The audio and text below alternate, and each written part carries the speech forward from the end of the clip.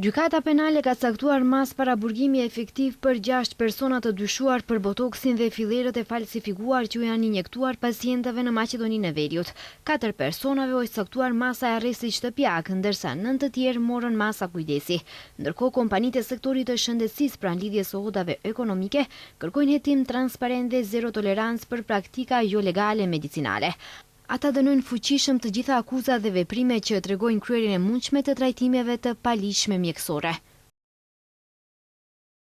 Këto veprime, nëse vërtetohen nga institucionet kompetente, përfaqësojnë shkelje të rëndë të etikës mjekësore, një kërcënim të drejt për drejt për shëndetjen e pacientëve dhe një minim të rëndë të besimit në sistemin e kujdesit shëndetësor.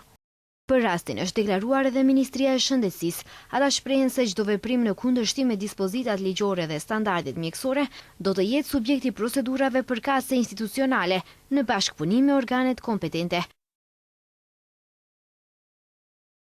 Apelojmë që të respektohen në mënyrë konsekuente normat profesionale dhe etike. Apel për qytetarët është që të përdorin shërbime vetëm nga ofrues të autorizuar dhe të licencuar të kujdesit shëndetësor. Njëkohësisht, rikujtojmë parimin e prezumimit të pafajësisë.